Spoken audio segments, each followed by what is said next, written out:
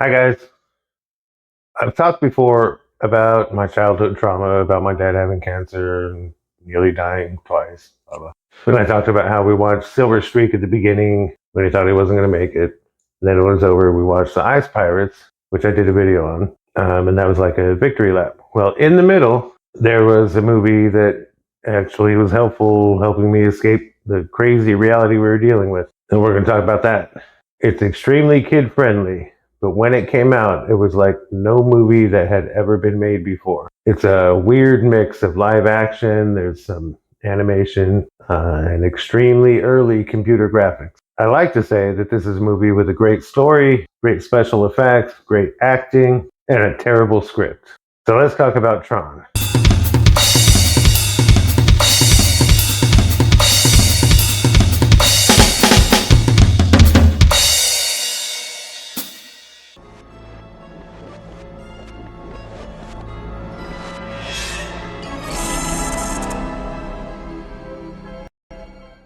Before we go any further, make sure to click like and subscribe. That way you'll get to see more content like this. Also, to help other people find this content. You can also join my Patreon, and be links down below, and a reminder at the end of the video. For now, enjoy the rest of the video. Tron opens up with some classic world building, explaining the rule of the Master Control Program and introducing our virtual villains. Then it goes to this wonderful sequence where Flynn, our human hero, is trying to prove that his work was stolen by ENCOM. We see how the movie envisions interaction between users and programs through the interaction between Flynn and Clue. Clue, of course, gets caught and interrogated and de-rezzed. Then we meet Dillinger, the human villain. So at this point, we've met all of the principal characters, except for the movie's namesake. So it's time to meet Alan, who is trying to access his TRON program. This scene between Alan and Dillinger, and afterwards Dillinger and the MCP, is the one scene that sets up the whole story. Actually, I guess that's two scenes. Alan has created a security program named TRON that is capable of monitoring the whole system and clearing up any difficulties, getting hackers, etc. It can even monitor the master control program. Dillinger, on the other hand, has passed off Flynn's work as his own and risen to the top of ENCOM. And we'll find out later in the movie that the master control program knows this and is blackmailing him, so that the MCP is actually in charge of everything and is the ultimate villain of the story. And Dillinger is just his pawn. Now, a very important plot point is that the MCP has been expanding through other computer systems and appropriating programs left and right. It's dangerous not just to our heroes, but to the country at large, and by extension, the world. Now, this would have been the thing to hook a sequel on, but they didn't do it. I'm not talking about the sequel in this video. So next, we are shown the laser that can digitize three-dimensional objects.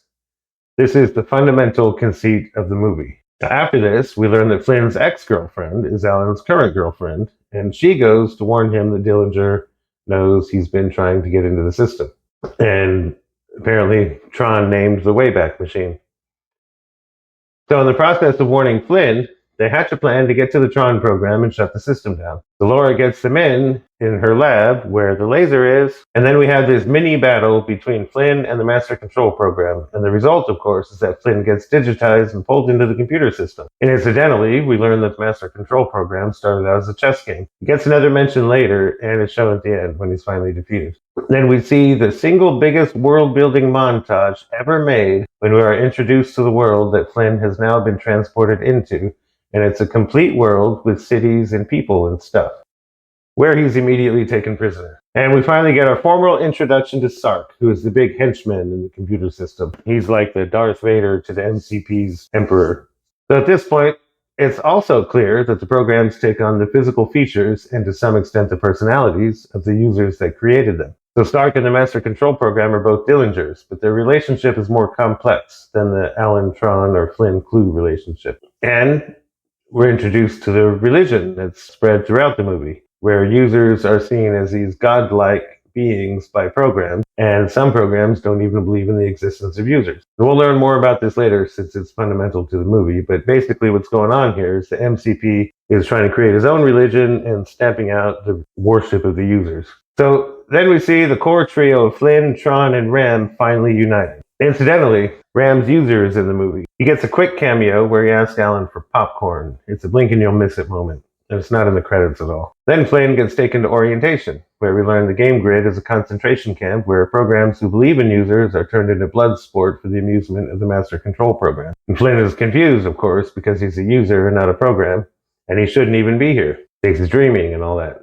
So on his way out, Flynn learns about TRON, who fights for the users, and we get to see the disc battle, which also shows us that TRON is a badass. And then Flynn gets put into his first game, which he wins after he figures out how to play. And Sark orders him to kill his opponent, and when Flynn refuses, Sark kills him anyway. Then they move Flynn to the light cycle area, where he meets TRON officially. After the two agree that they're supposed to go after the Master Control program, they start the light cycle game. And then you get the light cycle sequence. The very famous light cycle sequence, which ends with the three heroes escaping the game grid and going on the run. So after they evade the tank programs chasing them, the three get to a safe place where Flynn says, "Let's take out the Master Control program," and TRON responds with, "We can't get to him without the help of my user." So they head for the input-output tower. They take a brief rest and they hit the road again, and they find a tank who fires at them, and he hits the two light cycles in the rear. TRON's in the front. So believing that Flynn and Ram have both been de-rezzed, TRON continues on his own. Then we find out Flynn and Ram actually survived, and Flynn takes Ram to a broken down recognizer where they take a nap. When Flynn wakes up, he accidentally revives the broken down recognizer, and Ram tells him he shouldn't be able to do that. So this is actually the first we see of Flynn having superpowers in the computer world because he's a user. We never really find out if any user would have these powers or if Flynn has them just because he wrote most of these programs. So then Flynn flies the recognizer down a ways, and then Ram tells him to come close. And then Ram figures out that Flynn is a user, and his last words are to ask Flynn to help TRON. And Flynn responds to this, of course, by flying the recognizer like a drunken sailor. So TRON makes it near to the I.O. tower where he grabs Yori, who is Laura's program, who is also TRON's girlfriend. We don't know if Yori ever dated Clue, mind you. Meanwhile, Flynn hooks up with Bit, Clue's pet. Now, it's never really made clear whether or not Flynn knows that Bit was Clue's pet, but this is the closest Flynn ever comes to meeting his own program because Clue got killed earlier in the movie. So Flynn continues driving like a drunken sailor, barely holding his craft together with his superpowers, and then he crashes it in the middle of town, where we get some views of regular programs living regular lives. So while looking for TRON, Flynn stumbles across a hunting party led by Sark, who is searching for TRON. They also think Flynn is dead. So Flynn ambushes one of them and basically uses him to make a disguise, and he turns red. And now he can blend in with the bad guys. And TRON and Yori make their way to the I.O. tower where they meet Dumond, who is the program that mediates communication with the outside world. There's some back and forth, and then TRON is able to contact Alan finally, who tells him how to destroy the MCP. So then Yori and TRON book it, and they make it to the Solar Sailor, while Flynn slinks around some more, looking for them. He finally meets up with them on the Sailor, where TRON makes him blue again. And it's not real clear if that was Flynn using his superpower to become blue again, or if TRON has powers too. We can think TRON has powers. He's supposed to. And then Flynn finally confesses to TRON that he's a user, but TRON doesn't believe him. So then there's a chase sequence. There's the little bugs, the recognizer, and Sark's mothership all chasing them, with the MCP sending power surges to try and stop them. So the whole computer's trying to stop them. So Flynn uses his superpowers to get them to another beam, thus proving that he's a user to TRON and Yori. And then Sark finally catches them and takes them all prisoner, where they're reunited with Dumond. And Yori tells him that TRON's dead, and she asks Flynn for help taking down the MCP. And Sark decides they're going to take the whole ship to the MCP, where he's going to execute his enemies by exiting his ship. This ship and everything that remains on board will automatically de-res. And then they continue. And then we find that TRON survived using the old attach yourself to the side of the ship where they can't see you trick, made famous by Han Solo. And when they get to Master Control, the religious fanatics and whoever Sark has taken as guards take a shuttle to Master Control while the main ship de-reses. But Flynn uses his user superpowers to keep the wireframe version together, and him and Yori stay on the ship. Then TRON shows up, and he's making his way to the Master Control program, but we get to see Master Control absorbing other programs, or at least he's going to try. And then he tells Sark there's a warrior on the mesa. So Sark and TRON trash talk each other, and then they fight with the discs, where TRON kills Sark. I'm also better than you.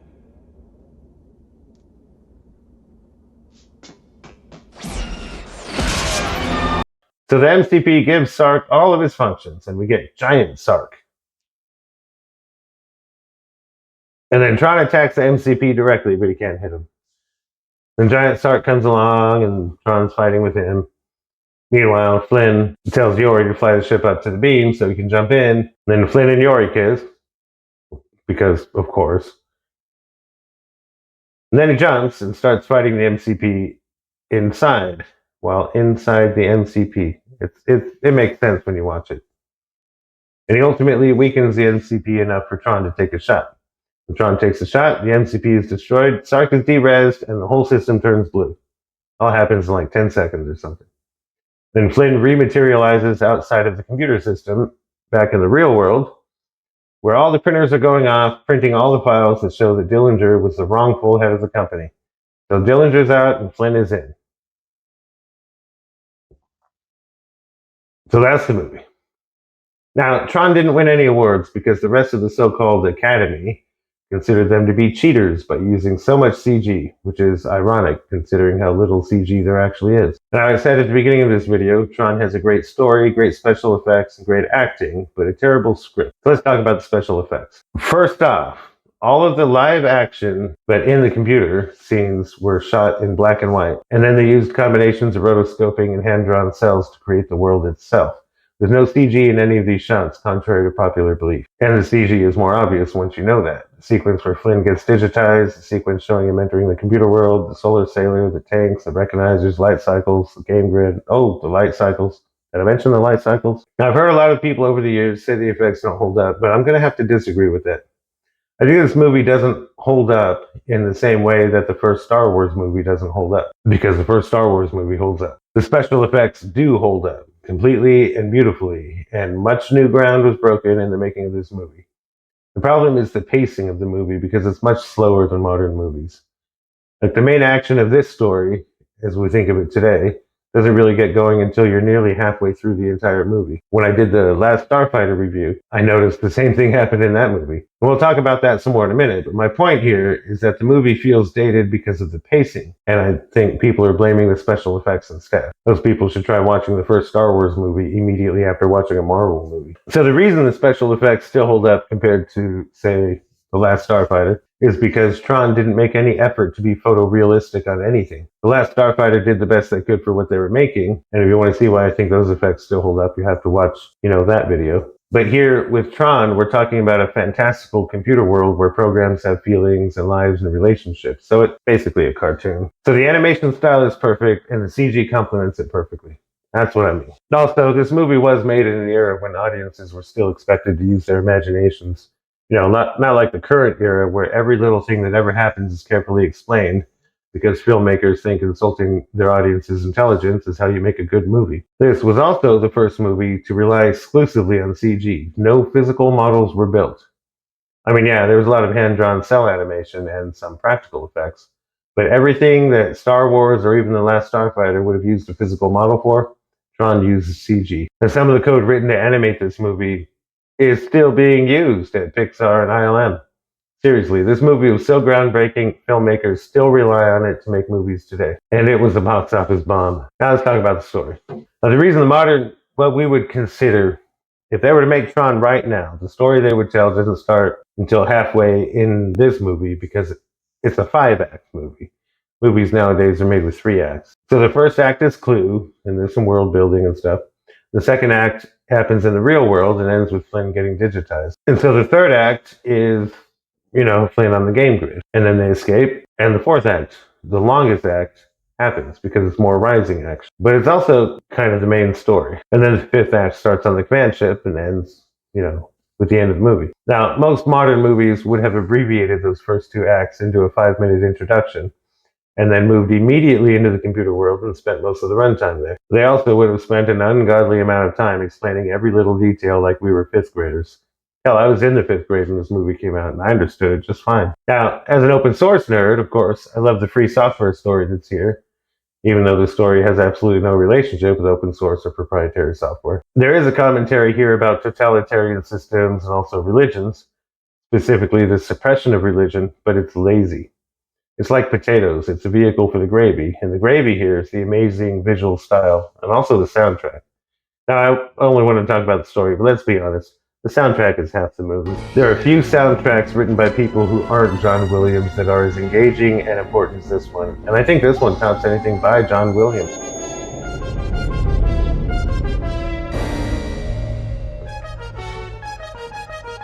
Here's something I didn't know before I was researching this video. Wendy Carlos, who did the soundtrack, is a transgender woman. She wrote and performed the score to TRON. She was also heavily involved in the development of the Moog synthesizer, which was a big sounding keyboard through the 70s and 80s. Now, I know this movie was influential, and many of the people involved were influential, but holy shit, she's the reason Come Sail Away is such a great song? No, it's not Dennis DeYoung. The answer to every question is never Dennis DeYoung. The last question is, why did Styx turn into such a shitty band for their last album?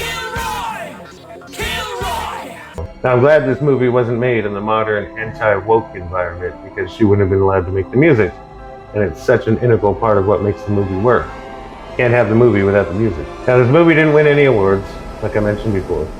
I saw an interview with one of the VFX guys a while back. He went to the Oscars and asked one of his colleagues why they weren't nominated, and his colleague said, "You cheated." Obviously, whoever that person was has to eat crow now. While this movie didn't have the first full CG sequence in it, it was the first movie to use CG for all of its external VFX. What I mean is that anything without people in the frame is CG. Anything with people in the frame is done by hand animation and old-fashioned rotoscoping. And I think the movie with the first full CG sequence in it would have been The Wrath of Khan, Star Trek. But this also wasn't a hit at the box office. Audiences found it a bit cerebral and just plain weird. And yet, it's probably one of the most influential movies ever made. It started a shift in VFX away from the techniques pioneered in Star Wars and led directly to more computers being used, and even led to George Lucas starting a computer animation studio that would become ultimately Pixar. So TRON is basically required reading if you want to work in VFX anymore. You have to study TRON. And at the same time, it has always had a significant cult following, although not enough of one to make the sequel a hit. We're not talking about the sequel. TRON has also inspired video games, video game designers, video game programmers, etc. The list goes on. Basically, you can't play a modern 3D video game without running into someone that TRON made them a video game person. TRON is also often cited amongst leaders in the open source movement as one of their favorite movies. So it's definitely served as inspiration for that. And if you don't know, open source software is what runs the internet, most people's phones, and basically the world runs on open source software. Your desktop PC might have Windows or Mac OS, but Mac OS is built on open source stuff. But that's a pretty small part of the world now. Everything else is open source. So naturally, if you have a movement that uses a particular movie as something of a reference movie, and that movement has become so vital to the world that if it were to collapse, society as we know it would collapse, that makes that movie a pretty damn influential movie. And that movie is TRON. Thank you for watching the video. If you made it this far, you definitely need to like and subscribe. Ring the bell if you want to get notifications. And don't forget to join my Patreon. At some point, when people join my Patreon, this wall is going to be filled with names. Obviously, there aren't any right now. YouTube might be suggesting some videos here for you to watch. You could also do that. Have a nice day.